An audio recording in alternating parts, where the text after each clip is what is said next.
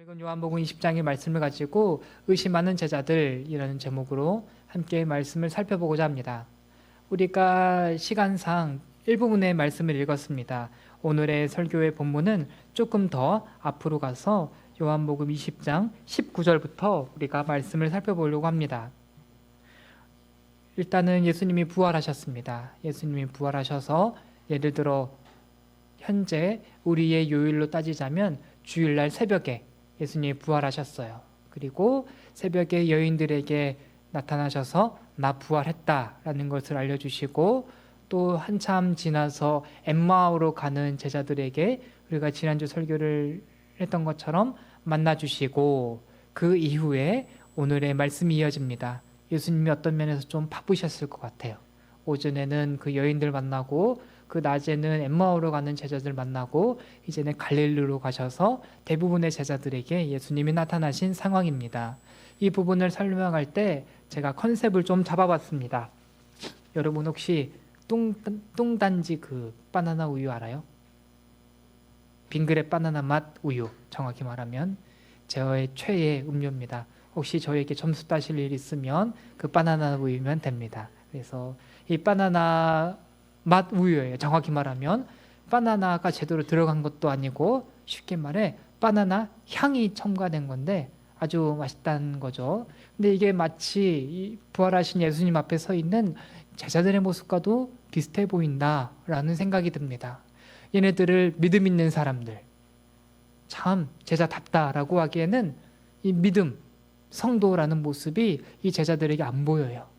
바나나 맛 우유 정도로 이 사람들의 믿음이 아주 물에 타져 있는 상황을 우리가 말씀 속에서 보게 됩니다. 우리가 그것을 한번 보면 좋겠어요.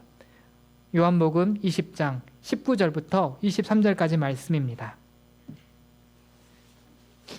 대단한 믿음, 거창한 믿음이 아니었습니다. 제자들 요한복음 20장 19절부터 23절까지 말씀인데 한 절씩 교독하겠습니다.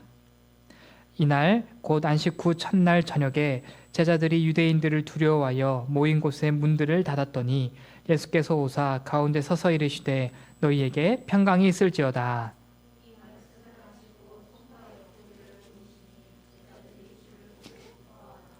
예수께서 또 이르시되 너희에게 평강이 있을지어다. 아버지께서 나를 보내신 것 같이 나도 너희를 보내노라.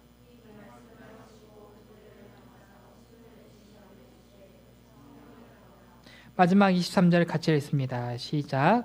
너희가 누구의 죄든지 사하면 사하여질 것이요 누구의 죄든지 그대로 두면 그대로 있으리라 하시니라. 아멘. 방금 이 말씀을 보면 우리가 깊게 살펴보지 않더라도 상황이 우리 학생들의 머릿속에 그려질 것 같습니다. 모이긴 모였어요. 제자들에게 완전히 예수님을 부인하거나 제자 된다는 것 자체를 이 사람들이 부인한 것 같지는 않지만 이 제자들이 어떠한 마음, 어떠한 상황 가운데 있었는지는 성경이 너무 잘 보여주고 있죠.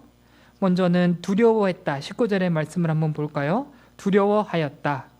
예수님이 부활하신 것보다 예수님을 죽였던 사람들이 예수님의 제자라고 나도 죽이는 건 아닐까라는 생각 때문에 두려워하였고 또 그 19절의 중간의 말씀에 보면 문들을 닫았다라고 표현을 하고 있습니다. 어떤 면에서 믿음 생활 때문에 그들이 모여 있는 게 아니라 두려움 때문에 이 믿음이라는 것이 만들어낸 두려움 때문에 이 사람들이 한자리에 모여 있었다라고 우리가 할 수 있겠습니다. 앞서서 서론의 말씀을 들은 것과 같이 바나나 맛 우유 정도의 상황을 제자들이 보여주고 있습니다. 그런데 놀랍게도 성경에 나오는 대부분의 사람들이 이러한 상황에 있었습니다. 여러분들 혹시 여러분들의 머릿속에 신앙적으로 참 대단하다라는 성경의 인물들이 있습니까? 그 사람들 따져보면 다 흠이 있고 다 연약하고 계속 반복해서 말했지만 대단한 믿음이 아니라 바나나 맛 우유 정도의 믿음, 향 첨가 그 정도 수준의 사람들이었습니다. 아브라함 믿음의 자손이잖아요. 믿음의 아버지잖아요. 믿음의 조상이잖아요.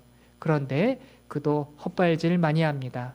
자기 아내 때문에 자기가 죽을까봐 누이라고 속이고 또 아내가 오랫동안 임신하지 못하자 후처를 들여서 또 자식을 낳으려고 하는 연약한 사람이었습니다.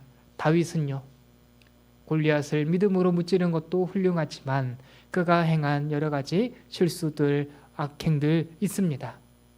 또 사사시대로 넘어가면 기드온이라는 사람도 있습니다. 300명을 가지고 메뚜기 떼와 같은 미디안의 군대를 무찌르는데 그 사람 보십시오. 아주 용기가 없고 믿음이 없던 사람이었습니다. 하나님, 나와 함께 하시는지 내가 잘 믿지 못하겠으니 양털에 이 물기가 있고 주변의 땅은 물기가 없게 해주십시오 라고 어떤 면에서 하나님께 굉장히 불경스러운 요청을 하기도 하고 하나님이 그걸 들어줬는데 그 다음에 또 말해요. 하나님, 그래도 못 믿겠습니다. 아까는 양털에만 물기가 있었으니 이번에는 거꾸로 온 땅에 물기가 있고 양털에만 물기가 없게 해주세요라고 2번이나 하나님을 시험했던 사람이 기드온인데 제가 말씀을 드리고 싶은 포인트는 이겁니다. 하나님은 그러한 사람도 사랑하시며 아끼시며 다시 세워주시고 하나님의 사람으로 모든 역할을 다할 수 있도록 붙들어 주십니다. 그게 놀라운 것 같아요. 이 요한복음 20장의 말씀에서 분명 이 앞부분 제자들의 모습을 보면 이 사람들은 어떤 면에서 기준 미달입니다. 시험을 본다면 이 사람들은 F예요. 탈락입니다. 다음에 또 시험 봐야 돼요. 그 정도 수준으로밖에 되지 않았던 사람이지만 방금 우리가 읽었던 요한복음 20장 이제 21절과 22절과 23절의 말씀에 보면 예수님이 이 사람들을 쉽게 말해 고쳐 쓰십니다. 제자들아, 믿음을 가져라. 내가 진짜 살아났노라. 그리고 이제 내가 너희를 복음의 사도로, 예수님이 죽음을 이기셨다라는 복음을 전할 수 있는 그러한 일꾼들로 내가 너희를 쓰려고 하더니 너희들 이제 가라라고, 대단한 믿음이 아니라 정말 눈꽃만큼의 믿음을 가졌던 그들을 귀히 사용하시는 예수님의 모습을 우리가 발견할 수 있습니다. 이런 면에서 우리 중고등부 학생들에게 꼭 필수적인 얘기는 아니지만 곁다리로 한 가지 정도 이야기는 해주고 싶은 게 있습니다. 여러분들 혹시 천주교라든지 로마 가톨릭의 예배라든지 미사라든지 그런 데서 신앙생활이라는 걸 좀 해본 친구들이 있나요? 나 미사 한번 가봤다. 천주교 출신이야? 은석? 네? 아무튼 우리가 비슷하면서도 많이 다릅니다. 천주교, 그렇죠? 우리는 개신교고 그쪽은 이제 천주교고, 이제 우리 쉽게 말하기로는 또 로마 교회라고도 하고 또 우리는 장로교라고도 하는데 이제 바로 여기에서 차이가 납니다. 예를 들어 베드로라는 사람을 한번 볼게요. 로마 가톨릭 교회 천주교에서 사실상 대빵은 베드로입니다. 베드로가 로마에서 교회 개척을 했으니 그 뒤를 이어서 우리가 이어간다. 교황이라는 제도가 베드로가 만들었다라고 해서 베드로의 그 믿음, 그의 목회에 대해서 굉장히 칭찬합니다. 본받을 만하죠. 만약에 베드로가 교회를 세웠으면 그 교회를 지켜나가는 것도 아주 의미가 있겠습니다만 거기서 한 발짝 더 나갔어요. 그 사람들은 어떠한 이야기를 하느냐, 성인이라고 하면 성모 마리아라든지 베드로라든지 여러 성인들이 있는데 성인들은 자기의 믿음의 분량에 차고 넘쳤다는 거예요. 예를 들어 합격점은 70점입니다. 하나님이 구원시켜준다는 믿음의 분량이 70점이라면 그 사람들은 100점 만점인 거예요. 그렇기 때문에 그 사람들을 따르고 그 사람들의 이름으로 기도를 하고, 어떤 면에서 혹시 세계사에 관심 있는 학생들이라면 면죄부, 면벌부라는 것도 들었을 텐데 그거를 통해서 오바가 된 점수를 조금 미달인 사람이 건네 받는다라는 게 이 천주교에서 성인을 숭배하는, 이제 받아들이는 그러한 태도입니다. 그러한 면에서 볼 때 우리는 성경적으로 동의할 수가 없는 거죠. 베드로가 100점 만점이라고? 말도 안 되는데 이 사람 점수 쳐줘봤자 10점, 20점밖에 안 될 것 같은데 사실 나랑 비슷한 것 같은데 라는 이야기를 우리가 충분히 그 사람들의 이야기를 들을 때 할 수 있어야 됩니다. 근거가 뭐라고요? 오늘의 말씀인 거죠. 베드로가 100점 만점이라고 성경이 표현합니까? 아니요. 두려워서 누가 나 죽일까 봐 문 꼭 걸어 잠갔던 사람이 베드로인데 어떻게 그 베드로의 믿음이 나에게 어떠한 긍정적인 효과를 미칠 수가 있겠습니까? 우리는 그렇게 받아들이지 않습니다. 우리보다 조금 뛰어날 수는 있겠지만 그 사람이나 나나 어차피 하나님의 은혜로 구원받았다는 것 우리는 부인하지 않습니다. 그렇다면 다시 오늘의 본론으로 돌아와서 이 믿음이 없는 사람들을 향해 믿음 향만 첨가가 된 사람들을 향한 이 이야기를 우리가 어떻게 받아들일 건가라고 할 때 결국 성경의 메시지는 고쳐 쓰신다입니다. 믿음이 연약한 것, 예수님은 우리를 그 상태로 내버려 두지 아니하시고 믿음이 연약하여서 문을 걸어 잠갔지만 그 걸어 잠근 문마저도 통과하셔서 그들 가운데 계신 예수님, 바로 그분을 통해서 우리는 신앙생활을 이어나갈 수 있다라고 우리 중고등부 학생들과 이 말씀을 꼭 나누고 싶습니다. 우리 중고등부 학생 여러분, 우리가 삶을 살아나가다가 보면 여러분들의 지금도 경험하고 있을지 모르겠지만 믿음의 상태는 흔들릴 수 있습니다. 어떠할 때에는 하나님께 더 나아가고 싶은 마음이 있고 어떠할 때에는 좀 내려놓고 싶다, 좀 멀어지고 싶다라든지 이러한 둔함이 찾아오지만 하나님이 여러분들을 바라보실 때 품는 계획이 있습니다. 믿음이 적어졌을 때 믿음의 끈을 놓아놓는 것이 아니라 바로 그 자리에서 우리가 소망해야 될 것은 예수님을 다시 한번 만나서 내 믿음 세워지기를, 우리가 바라는 신앙의 모습은 바로 그러한 그림입니다. 부활하신 예수님, 다른 일 한 게 아니라 제자들을 찾아가셔서 제자들의 믿음 붙들어 주십니다. 이것이 오늘날 우리를 향한 주님의 뜻이구나, 주님이 우리를 향하여 이러한 은혜 베풀어 주시겠구나라고 우리가 말씀을 통해 확인할 수 있겠습니다. 우리 도남제일교회 중고등부 학생 여러분, 바나나 맛 우유 같은 우리의 믿음이라 할지라도 예수님은 그것을 다시 붙들어 주시는 분이시다라고 우리가 오늘의 말씀 첫 번째 부분을 정리할 수 있겠습니다. 다음으로 넘어가겠습니다. 두 번째로 넘어간다면 요한복음 20장 24절부터 29절까지 말씀입니다. 요 구절은 우리가 설교를 시작할 때 읽었으니 건너뛰겠습니다. 핵심 인물은 도마입니다. 제자들의 그 모임 가운데 도마는 없었대요. 도마가 있었으면 이러한 일이 없었을 텐데 왜 하필 도마가 없었는지, 어떠한 사람은 예수님이 나타났을 때 그 자리에 없었다는 것 자체가 어떤 면에서 도마는 더 믿음 없는 모습을 보여주는 거 아니냐라는 해석도 하지만, 이제 그러한 차원을 조금은 떠나서 성경이 그 이유를 설명하고 있지 않으니 이 베일에 감춰둔 죄를 일단 둬봅시다. 도마는 예수님이 부활하셨다는 얘기를 듣고서 한 발짝 더 나갑니다. 예수님 부활하셨다고 너네들이 봤다고? 나는 못 봤는데. 예수님의 손바닥에 못자국이 있을 테니, 옆구리에 창자국이 있을 테니 그것을 내가 만져보지 않고서는, 내 두 눈으로 보지 않고서는 내가 믿지 못하겠노라 라고 말하는 도마의 모습을 우리가 말씀 속에서 볼 수가 있습니다. 이것도 컨셉으로 잡아본다면, 아까는 바나나 맛 우유였다면 얘는 거의 한 제로 콜라 정도 됩니다. 없어요. 제로입니다. 믿음 제로. 그런 도마의 상태를 이제 우리가 말씀 속에서 보게 되는 거죠. 근데 더 놀라운 게 뭔지 아십니까? 예수님이 이 제로 콜라도 만나주시더라고요. 오늘의 이야기 어떻게 흘러갑니까? 도마야, 너가 나를 의심했느냐? 이제 너는 내 제자 아니다라고 쳐내지 않으세요. 손바닥을 얘기했느냐? 옆구리에 창자국을 얘기했냐? 그래. 그렇게 보고서라도 믿을 수 있으면 보고서라도 믿어라라고 예수님이 그렇게 말씀을 하시죠. 그 말씀이 27절의 말씀이었습니다. 우리 27절의 말씀 우리 같이 한번 읽어볼까요? 시작. 도마에게 이르시되 내 손가락을 이리 내밀어 내 손을 보고 내 손을 내밀어 내 옆구리에 넣어보라. 그리하여 믿음 없는 자가 되지 말고 믿는 자가 되라. 아멘. 이것이 오늘날 마음이 냉담해진 우리들에게 예수님이 하시는 말씀이겠죠. 어떤 면에서 바나나 맛 우유조차도 되지 않는 그 믿음이 제로인 상태에 바로 그 사람들을 찾아가셔서도 예수님은 다시 세워나가고 계신다라는 게 정말로 귀한 성경이 우리에게 가르쳐 주시는 하나님의 은혜인 것 같습니다. 그래서 정말 놀랍게도 이 믿음이 전혀 없었던 우리 도마가 바로 한순간에 예수님의 말씀으로 인해서 놀라운 변화를 경험합니다.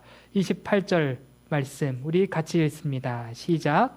도마가 대답하여 이르되 나의 주님이시요 나의 하나님이시니이다. 아멘. 이것이 바로 믿음의 변화입니다. 믿음이 없는 사람이라면 예수님을 바라보면서도 예수님에 대해 들으면서도 아무것도 고백할 수 없지만 예수님을 진짜 인격적으로 만나고 그 마음 안에서 예수님에 대한 말씀이 세워질 때는 우리가 전혀 다른 메시지를 할 수가 있겠습니다.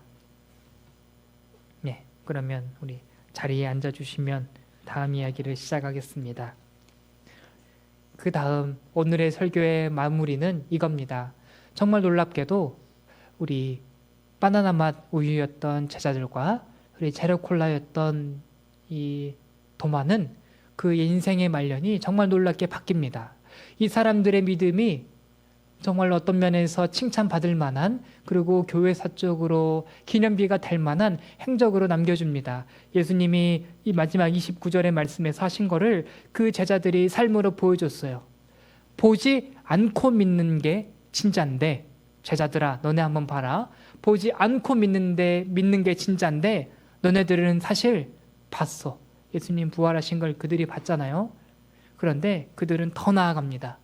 보지 못한 천국을 믿고 그들은 인생을 나아갑니다. 눈으로는 예수님을 봤지만 아직 완성된 하나님 나라는 그들이 못 봤어요. 그렇죠? 천국에는 아직 그들이 이르지를 못했습니다만 그들이 보지 못한 천국을 향해 믿음의 발걸음을 떼어 나갑니다. 우리가 성경에는 기록되어 있지 않지만 교회서 쪽으로 전해지는 이야기들이 많이 있습니다. 예수님의 제자들 다 순교했습니다. 그때 이 제자들이 한 명 한 명의 스토리가 정말 가슴 아픕니다. 이 안드레라는 예수님의 제자는 이제 X자형의 십자가에서 그대로 순교했다라고 전해지고 또 베드로는 십자가에 똑같이 예수님과 똑같이 십자가에 못 박히는데 내가 어떻게 예수님과 똑같이 십자가에 못 박히겠냐고 십자가에 거꾸로 매달아 달라라고 해서 그렇게 순교를 당합니다. 그러면 오늘 제로콜라였던 도마는 어떻게 됐을까요? 예수님이 지금 활동하고 계시는 유대 땅은 이스라엘 땅은 머릿속에 지도를 얼른 한번 그려봐야 됩니다. 지금 이스라엘이 어딘지 머릿속에 혹시 안 그려지는 학생들이 있나요? 다 그려졌죠? 이스라엘이 거기 있어요. 거기서 예수님 만났습니다. 그래서 도마에게는 복음을 전해야겠다라는 그 감격, 내가 만난 예수님, 앞으로 임할 그 하나님 나라를 전해야겠다라고 그 마음에 불타서 그가 어디까지 갔냐면 인도까지 갑니다. 그려지세요? 머릿속에 이스라엘부터 인도까지 지나가려면 이란도 지나가야 되고 이라크도 지나가야 되고 오늘날 지금 우리 보고 가라고 해도 가기 힘든 그 땅을 도마는 갑니다. 이게 바로 믿음 없는 사람들이 예수님을 만날 때 믿음의 기반이 약했던 사람들마저도 하나님이 만나주셔서 회복하여 주시면 어떻게 변화가 될 수 있을지를 보여주는 교회사적인 사례라고 생각합니다. 그래서 베드로의 변화, 안드레의 변화, 도마의 변화가 중요한 것이 아니라 결국에는 하나님이 우리를 만져주시면 하나님이 내 믿음 붙들어 주시면 우리가 어떠한 신앙의 스토리를 펼쳐서 나갈지는 우리가 예상할 수 없습니다. 우리 도남제일교회 중고등부 학생 여러분, 저는 여러분들을 통해 기대하고 여러분들의 잠재력이 있으리라 라고 축복하고 설교를 마치고 싶습니다. 우리 도남제일교회 우리 중고등부 학생 여러분, 어떤 면에서 볼 때 여러분들이 보거나 또 다른 사람들이 여러분들을 볼 때 바나나 맛 우유라고 상심하지 마십시오. 예수님의 손에 그 바나나 맛 우유가 들리면 어디서 어떻게 사용하실지 모릅니다. 성경이 보여주는 그러한 기대와 소망으로 여러분들이 세워지고 더욱더 중요한 것은 여러분들이 예수님과 동행하는 겁니다. 제로 콜라, 바나나 맛 우유의 상태로 멈춰져 있는 게 아니라 결국에는 예수님을 만난 게 변화의 시작이었고 어떤 면에서 예수님을 만난 게 전부였던 이 제자들의 모습처럼 도남제일교회 우리 중고등부 학생들도 예배 안에서 또 경건의 생활 안에서 예수님과 가까이 예수님의 만지심, 예수님의 변화가 무엇인가를 여러분들이 경험하고 삶의 자리들이 세워지고 앞으로 더 귀한 믿음의 이야기들을 풀어나가기를 주님의 이름으로 축복합니다. 말씀을 마치며 제가 기도하겠습니다.